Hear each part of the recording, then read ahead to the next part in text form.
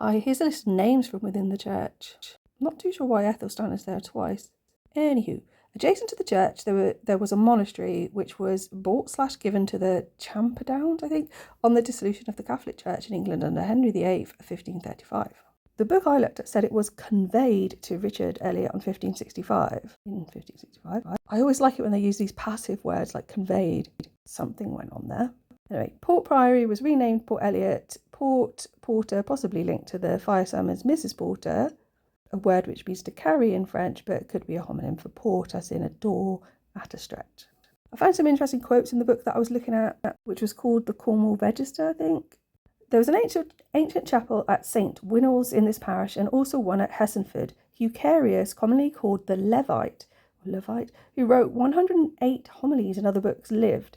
Hawes tells us in the Abbey of St. German circa 1040. The Abbey of Selby and a chapel near the Church of St. Albans beside the Cornish Church were dedicated to St. German, who was attended by Lupus, Bishop of Troyes, when he visited England to oppose the heresies of Arius and Pelagius.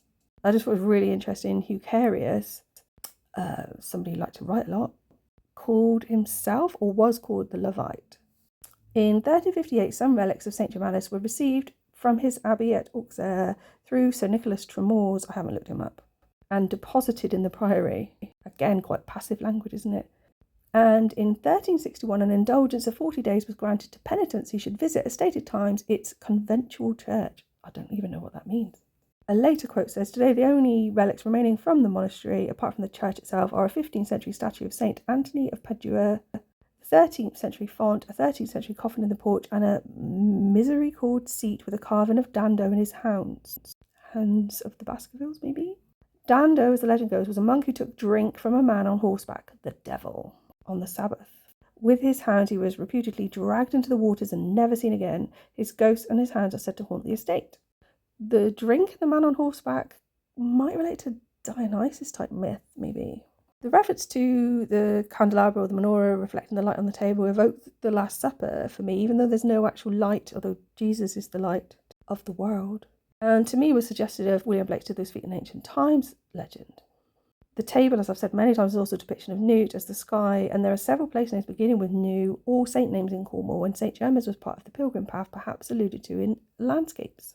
After the bad nerves conversation, there are the lines, I think we're in Rat's Alley where the dead men lost their bones.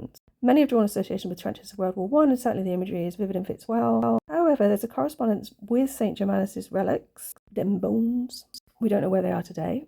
There's also a link to Baudelaire's quotation with the missing word Munster, where the Anabaptist movement established a short rule in 1534. But them is all killed, and their bones hung in cages.